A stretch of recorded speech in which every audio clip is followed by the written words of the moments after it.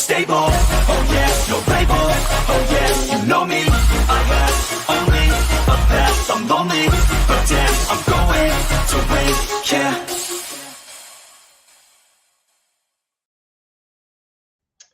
All right, what is up, everybody? Welcome to A Look Behind the Curtain with Chris. We are currently in season 2, and we are on episode 20. So for those of you guys who've been around since 2 years ago when we launched season 1, you know that we've officially went one episode past what we did in season 1, and I don't think we have any ideas of stopping anytime soon. We're really enjoying bringing these stories to you, sharing all these amazing people with you, and your feedback's been phenomenal. So I don't think we're going to be stopping this season anytime soon. So really excited to share that with you.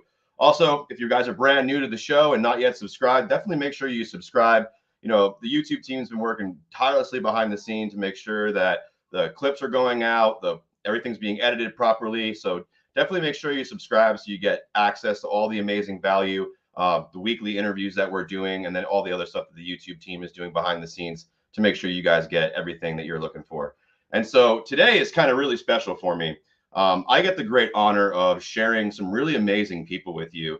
However, the guy I'm going to share with you today, the gentleman I'm going to share with you today, is actually somebody whose book has been really pivotal in my own life.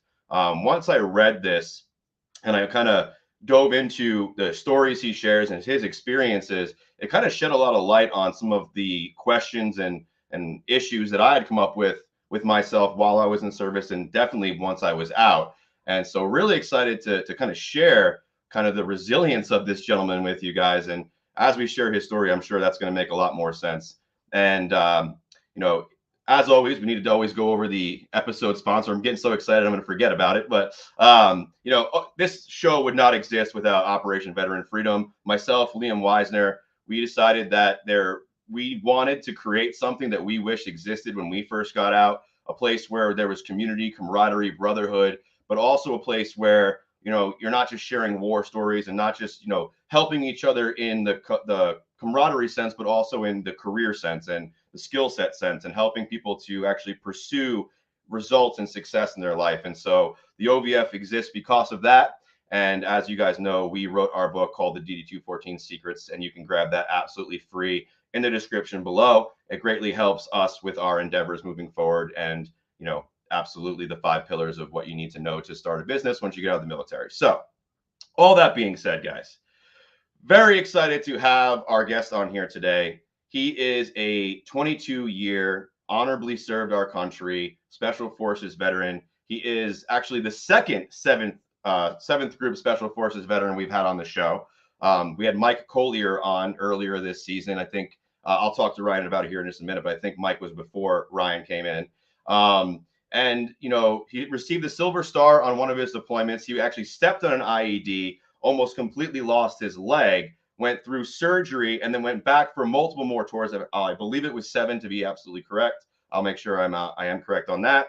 And truly took everything that he experienced and put it into a book, and then had the courage to actually publish it. And, I've had the opportunity to read the book several times, so I know that was not the original intention. That's why I use that word courage there, because, to share those experiences, to share his own figuring it out with the rest of the world, helped veterans like myself, and I'm sure hundreds of thousands of others. So please help me bring to the show Mr. Ryan Hendrickson. What is up, brother? Hey, what's going on, man? I appreciate you guys having me on. Yeah, absolutely. And, like I said, I just want to tip my hat to you and just say thank you for having the courage to actually share your experiences, share your journey with the rest of the world. Those kinds of things are usually kept locked behind closed doors, and we have to go seek out, people who have been through it and come out the other side shining. And that's not always the case. And so, just thank you for taking that opportunity to share your experience. I know it's not easy. It's had to be a pretty vulnerable thing, right? Yeah, it's it's extremely vulnerable, mostly because the book isn't it's not a chest pounding war story. It's definitely a lot of failures followed by some successes. But yeah, no, it's a vulnerable book. It's great. Yeah, it's raw. So I guess I guess, yeah, that would be the way to put it. It's just raw. Yeah. Yeah. So, let's take it from the front, from the beginning. You grew up West Coast farm boy, bounced around Mhm. California, Oregon area, had the amazing insights of a father who had wisdom for you that, for me, and I will get into this a little bit later, but I believe kind of really sets you up for answering those hard questions later in life. And so, he was also served in Vietnam, was the door gunner, and ultimately led you into senior year deciding, hey, I'm going to make this decision to join. What was that like for you growing up with your father who had that military background, but also you guys were bouncing around a lot? What was that like for you? Yeah, I mean, to say we grew up poor is kind of an understatement, but it's a story that so many veterans can relate to. Um, and so, yeah, it was between Northern California, Oregon, basically going where we can go, so my dad can work and everything like that. Still battling his own demons, which I didn't really understand all that until I got in, and then I started to understand the whole PTS deal and stuff like that. But yeah, senior year of high school, I mean, the choice was kind of clear because I was getting ready to graduate, and I had saw these ideas in my head. One of them was, yeah, I want to go and play football, and I was like, all right, so here's my path. I'm going to start with the University of Oregon, whatever, just get a start. And then I'm going to move on, probably the Seattle Seahawks, because they're going to want me for sure, obviously. And that's pretty much what I'm going to do. What I forgot to equate into all that was my athletic ability. So I'm slow, I'm small, I'm short, and I have zero field vision on the football field. So regardless, I sucked, and I like to hit dudes whether they had the ball or not. I probably could have went all pro in penalties, but I just wasn't, I wasn't what you'd call football material, even though that's where my passion was. So senior year rolls around, and it's my dad's like, hey, all right, so you got a few options here. You can graduate, go get a job. It's good. You can try college, but you're not really college material, whether it's sports or academics or anything. He's like, let's face it, yeah, it'd be a rough road. Or you can join the military. My dad's firm belief that every man should serve his country, give him 4 years, and then figure out what you want to do after that. And for me, I guess the town that I call home, Lowell, Oregon, is about 1,300 people at the time. Mm-hmm. And I didn't know really much outside of Lowell. And he told me, you need to expand your mind, because I don't want you to be, 40 years old at the gas station in Lowell pumping gas, talking about your senior year of football when you racked up probably about 150 yards in penalties. Mm. You need to, you need to get out and you need to experience the world. And I highly recommend the military. There's tons of ways to serve your country, but I highly recommend the military and serve your country that way, but you can't stay here.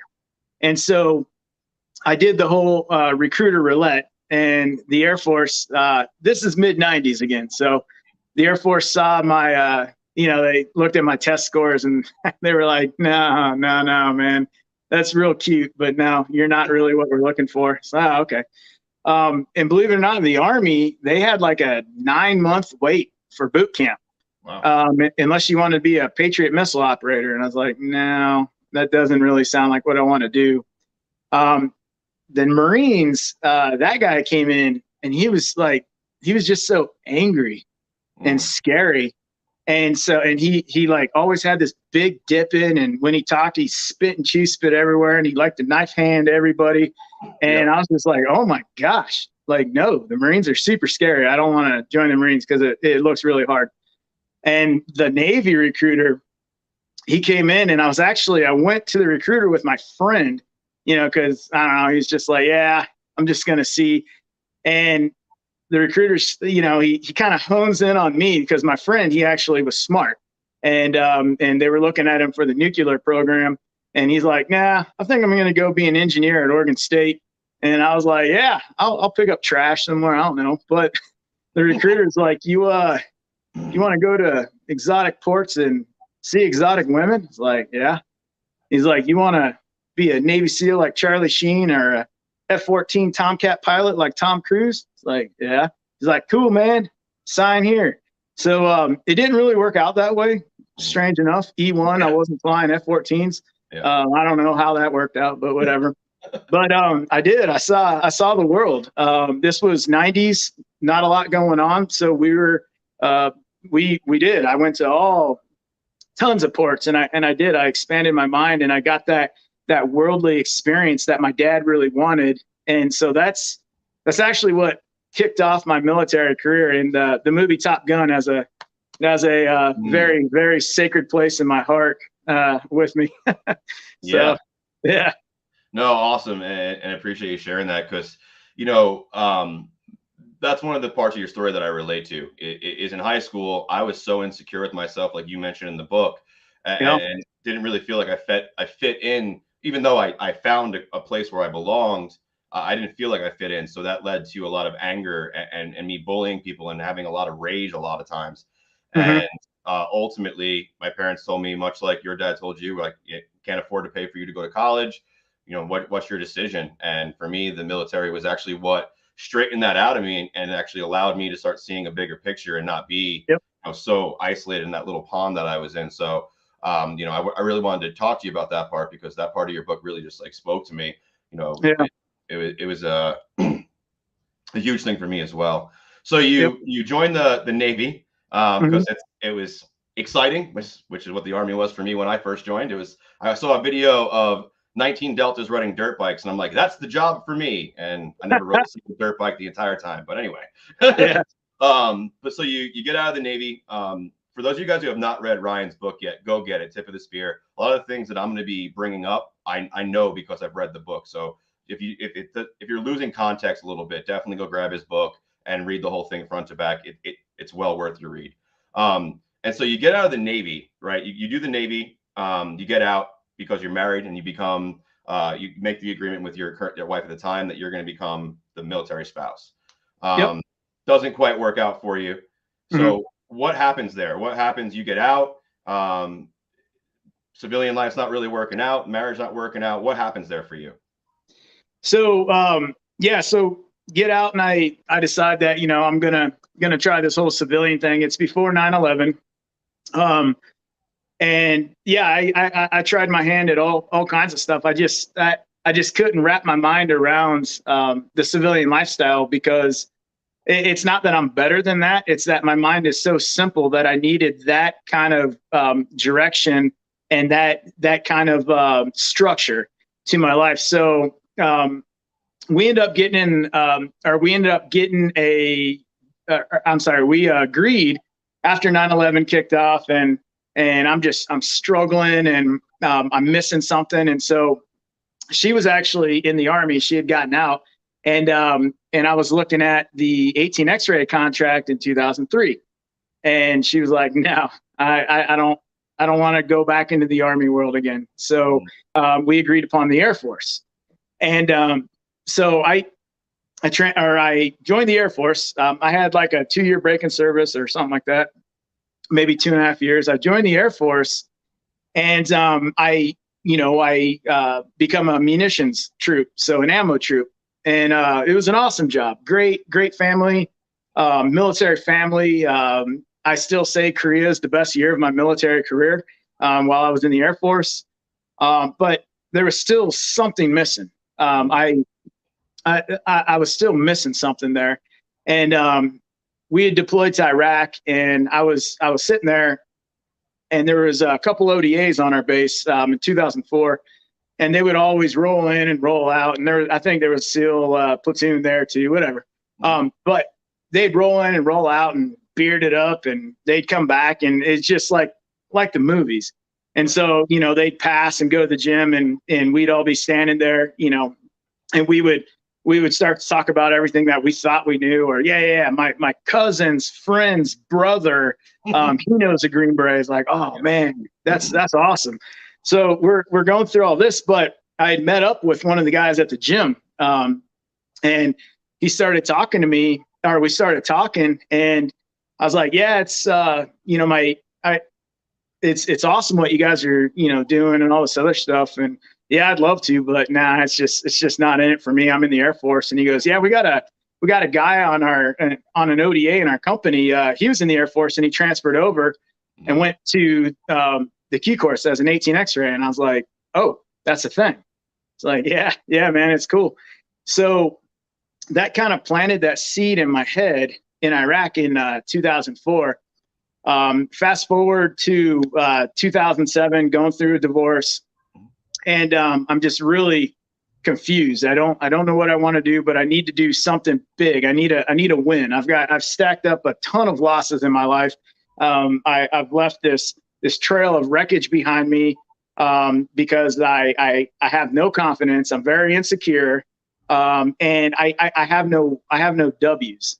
I haven't done anything really. It's just going through the movements, and so I was actually going to the Air Force's equivalent to S1, which I don't remember what it's called. But after my divorce, I was going in there to change my paperwork from married to single.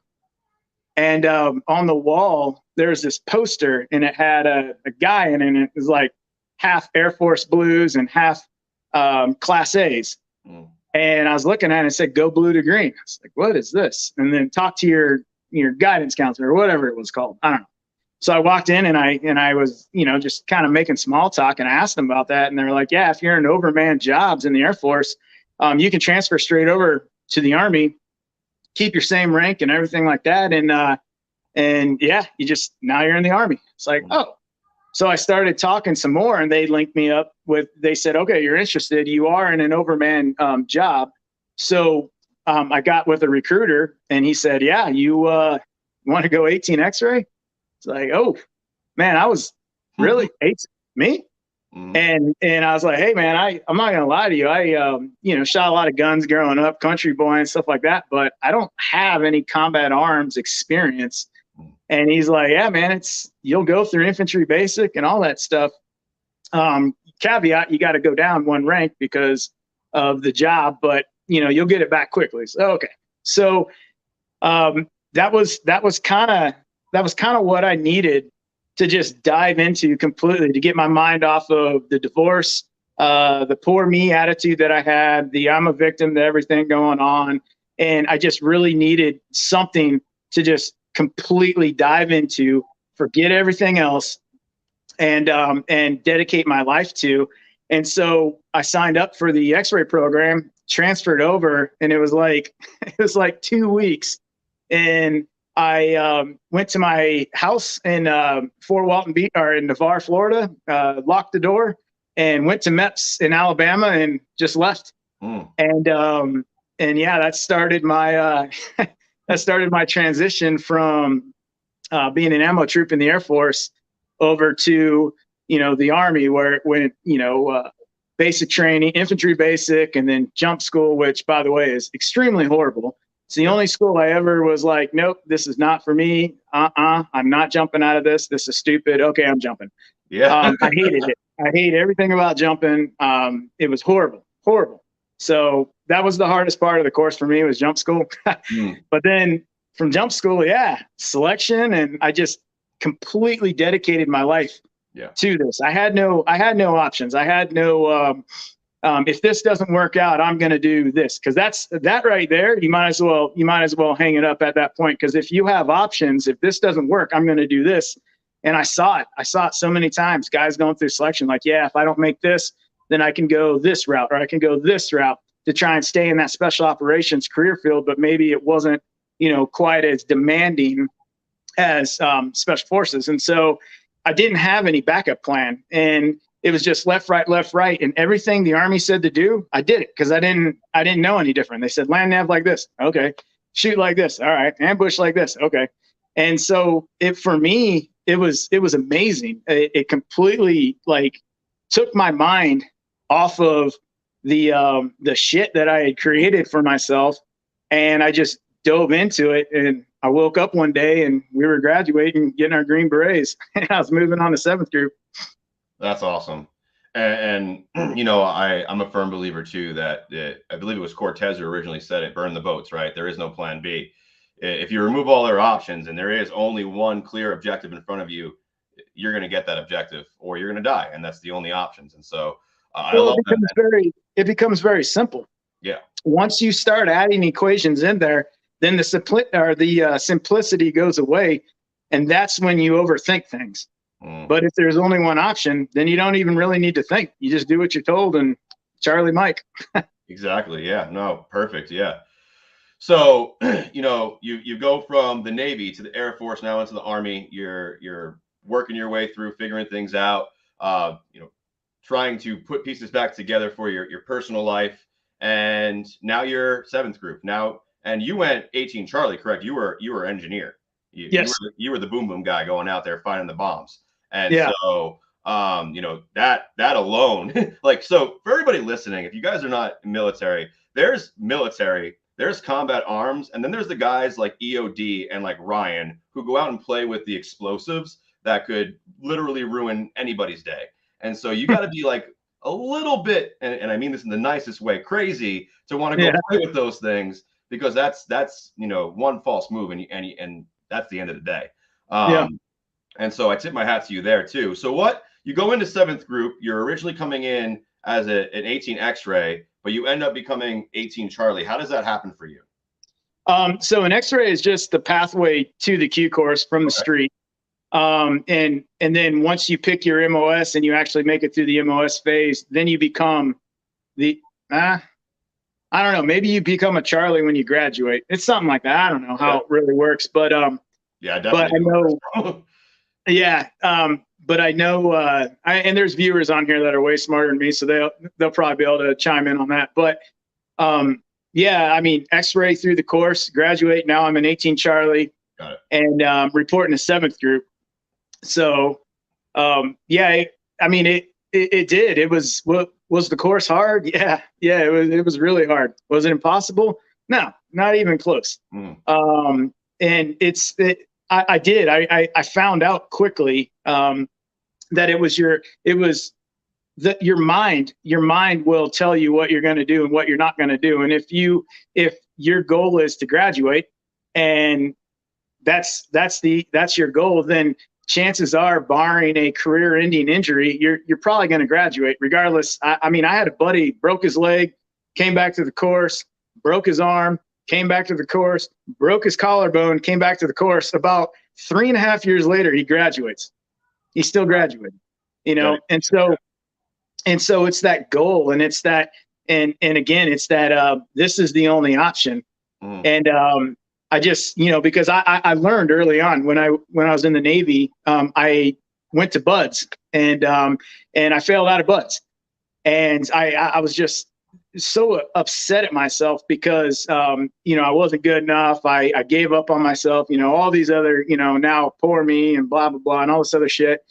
But in the end, I had all these alternatives. If this doesn't work out, I can do this. And I went there as a reservist. So if this doesn't work out, I'll just go home or something like that. And so I had already screwed myself up mentally that if it ever got too hard, well, I'll just go do this. And so I had those options there.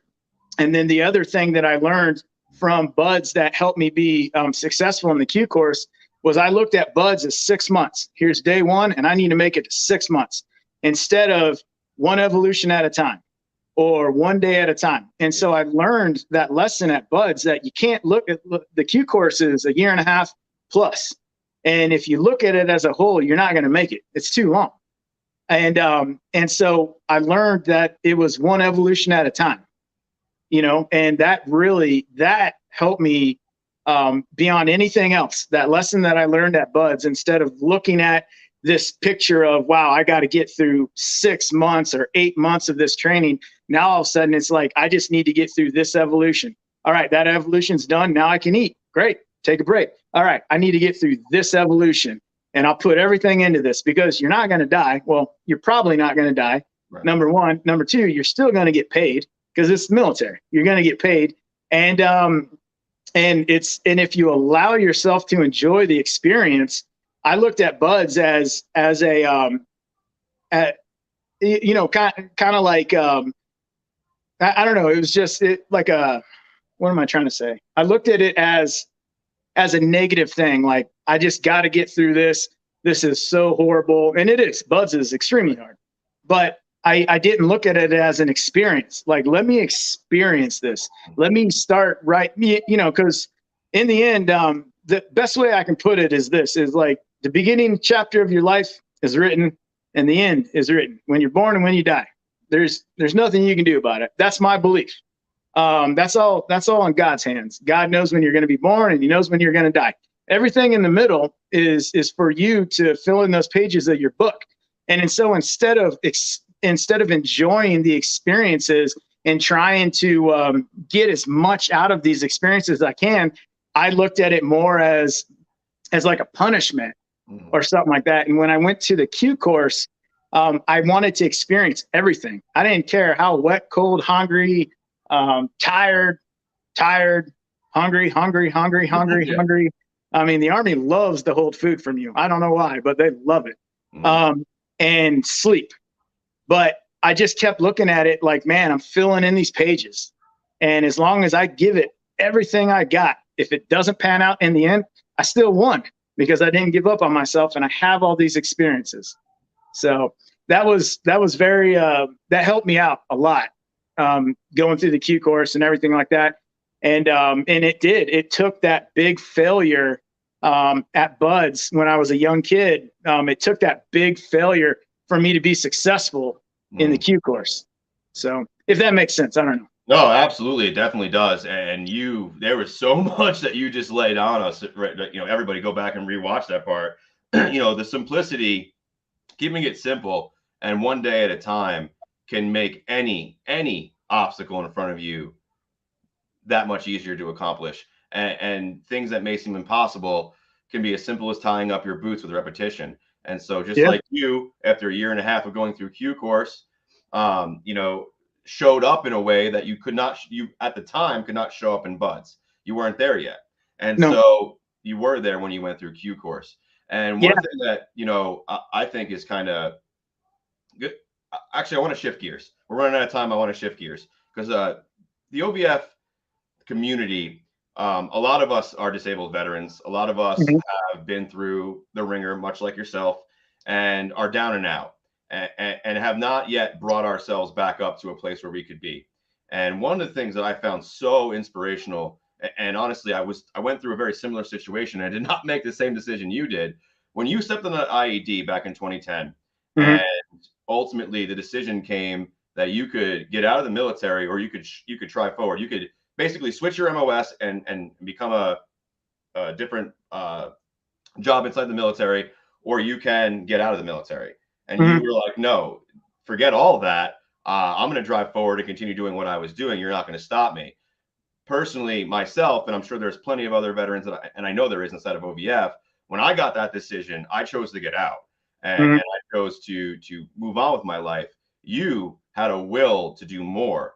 And I'm sure there's going to be a lot of people watching right now who chose out or chose to move forward or thought they were choosing to move forward, but are now stuck and don't know how to break free. Do you have any advice for somebody who's back's against the wall, been through hell and back with their time in service, and feel like there's no hope for them?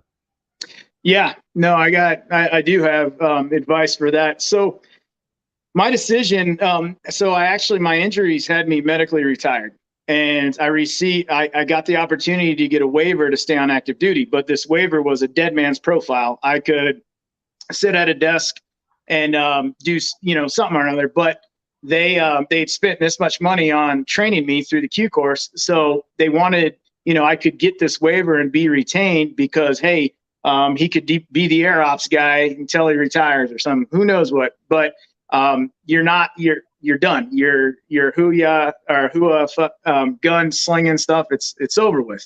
Yeah. And for me, when I chose to not accept that, it wasn't that I'm this superhuman or anything like that. I'm normal dude, just like everybody watching this. But my choice came because there was a seed planted there that my sergeant major gave me. Hey, if you can get medically cleared, I'll send you back to war. And he even admits, he was like, yeah, man, I had to give you some hope, but nobody thought this was going to happen because you were done. And so I did. I took that, and I kind of, I ran with it, and I made my plan. And through rehab, I gave it everything I had,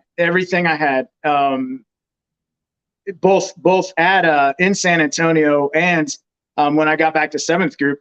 So eventually I was released from San Antonio. It's like, all right, you're cleared to go back to 7th Group, but you're non-deployable and all this other good stuff. Okay, so I showed up and I went through the Thor 3 program that, if you're wounded or hurt, or wounded or injured or hurt, you go through this program to give the commands their warm fuzzy that you're good to go back to an ODA. So I went through the Thor 3 program and I was approved to go back to an ODA. Timing was everything also.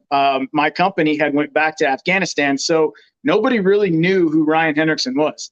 So I showed back up to the company where rear detachment was at. I was like, hey, I'm in the company. Here's my paper. I'm cleared to rejoin my team again. They're like, well, your team's in Afghanistan. Okay, yeah, let's go. No one really knew who I was. And so I just took that opportunity to get on that C-17 and make my way back to Afghanistan. Now, I had to answer some questions when I got there from the guys, sergeant majors, and like, basically, what are you doing here? But it was 2012. It was a bad time, and they needed Charlies. And so I went my first deployment back after getting blown up. September 12th, 2010 I was sent to Panjwai District, Kandahar Province, which in 2012, arguably, in my opinion, was the most IED'd area in Afghanistan. So I got back, and then I had to make a name for myself. I had to show that I wasn't a liability. I was, something that would benefit the team. And so again, it went through, all that work to just get back to a point to where people just forgot about my injury. And then after that, it's every deployment's like, well, you're non-deployable. No, it's Ryan. He's fine. He's good to go. And so that's how I just kept going back. But I guess what I'm getting at with all of that is to say that, so the biggest problem, the biggest hiccup that I had, it was almost a permanent hiccup, because I came very close to being one of the 22 a day, easily. And it's, and there's no shame in admitting that, because a lot of people are dealing with that right now. The problem I had was I had a victimization issue, and I was entitled. And so I thought that because of my injury, people owed me something. I was entitled to this injury. You don't know what I've been through. And so I started to become my injury, and I started to let my injury take me over. Instead of me running my life, my injury was running my life, and I was becoming my injury. And it was a very, very lonely place, because as hard as you try to make people understand, they'll never understand. And they could say, thank you for your service, until they're blue in the face. Eventually, you're going to push everybody away from you, because you are expecting something that is impossible for anybody to give. And it's impossible for someone to know what you've been through. And then the entitlement mindset that I'm owed something because of these injuries that I sustained in Afghanistan, that alone, those two things, victimization and entitlement, it almost ended my life. And so the biggest thing that I learned was this advice I got from my dad. Hopefully we got time, but yeah, absolutely.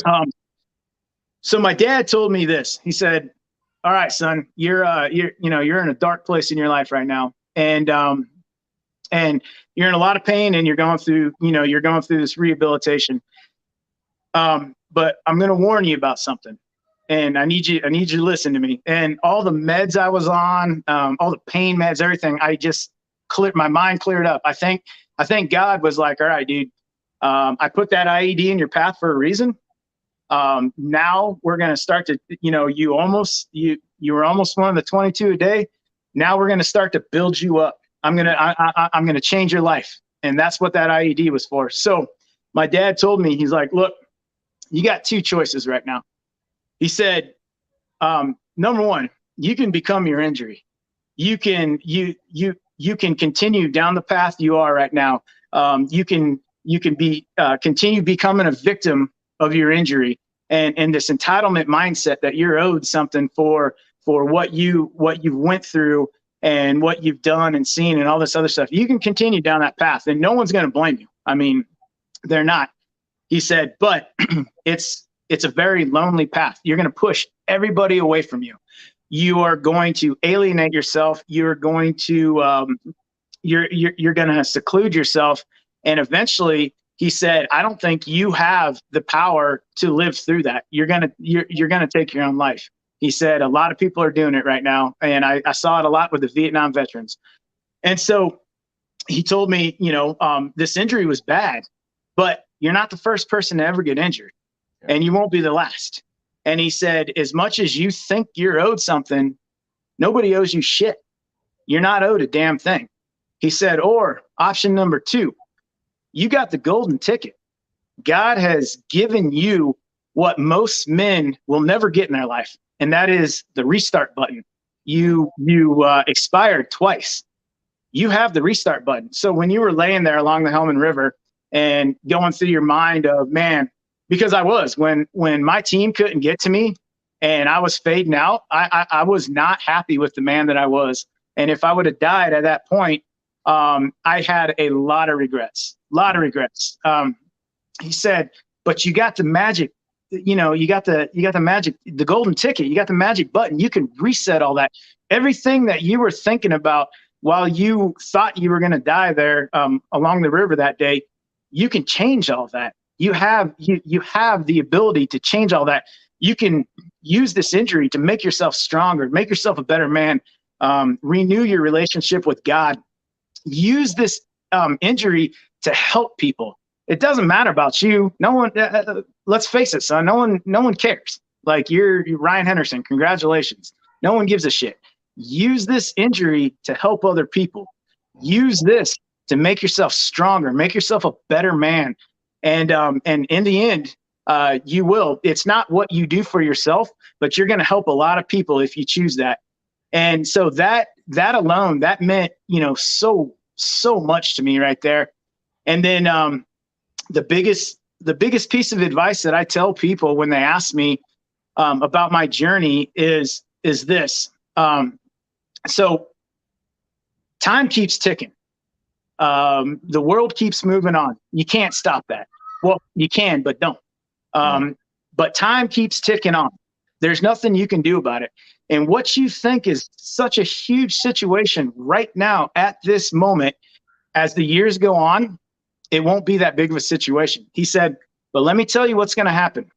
You're going to get to a point in your life when you're an old man and you're going to sit back and you're going to look back on how you handled this situation right here. And you are either going to be disgusted with what you did, and that is a death sentence for an old man. Regret, despair, and you're going to either be disgusted with how you handled this situation right now, or you're going to sit back as an old man and you're going to know you did it right, and you're going to sip on your beer and you're going to be relaxed, and you are going to be content with who you are, what you've done, and the mark that you've left on the world. It's not about what you've done for yourself. It's about what you do for other people. And he said, if you handle this situation correctly, you will set yourself up as an old man like me. And that's my dad talking. You'll set yourself up as an old man like me, and you will be at peace with yourself. And he said, I highly recommend you get a hold of this situation right now, because you don't want to grow old with regrets, because it's a death sentence. So yeah, those two pieces of advice right there changed my life. And I know that was God talking through my dad. It just was. So yeah, no, and thank you, Ryan, for sharing that. Like I said earlier in the interview, your dad's wisdom, I truly believe, helped you in these trying times. When he talked to you about the two older gentlemen, and you could be either one. We talked about it a little bit earlier, and then this is profound. And so thank you for sharing that. I got goosebumps just listening to it. And we're at the top of our time, and it always goes by so fast. Yeah. But just want to say, Ryan, thank you so much for jumping on, sharing your experience, sharing your journey. Your authenticity, your vulnerability, the willingness to actually share your story and help others, not to just share the story, but to actually help others, is absolutely amazing. So it was my honor to have you on the show. Very grateful to have you. Hope to have you on again. And for Yeah. anybody who is looking to get a hold of you, follow you on social media, grab your book if they have not already, definitely do that. How can they get a hold of you? How can they grab your book? So this is the part that I fail at dramatically. Instagram, I'm at Tip of the Spear, RMH on Instagram. And Amazon, if you Google Tip the Spear, Ryan Hendrickson, the book will pop up. So but yeah, I need to get better at this whole, how to get a hold of me, because I Instagram is the best way, and I have this this link tree or something in my profile. You click on it and it drops down, Facebook, Amazon, and all that other stuff. So, but yeah, Tip the Spear, RMH. That's my Instagram username or whatever it's called. I don't know. No, yeah, perfect. And I'll also make sure that anybody who wants to follow you, grab your book. Links will be down in the description as well to make it even easier, guys, for you to definitely follow Ryan. I know he was in Ukraine for a couple of months, 2 months, and I was messaging him back and forth trying to get him on the show. But, he's got a heart for service and can't hate on that. So he was over there helping out and doing what he could. So great to finally have you on, brother. Thank you again for your time. We'll jump on from Ukraine again. We're going back for a demining mission this time. Something about explosives. I don't know. It gets in the blood a little bit. Yeah. I told you, man, it's a certain breed of human being that can do that, and you're one of them. So thank you. And, links will be in the description to get a hold of Ryan. And for you guys, the viewer, if you found value here tonight, definitely share this video. If you're not yet subscribed to the channel, go ahead and subscribe, and go ahead and grab a copy of Ryan's book. You will not regret it. I've already went through it twice, and it's absolutely amazing. So again, Ryan, just thank you so much for being here. And that is a wrap for episode 20, guys. Awesome.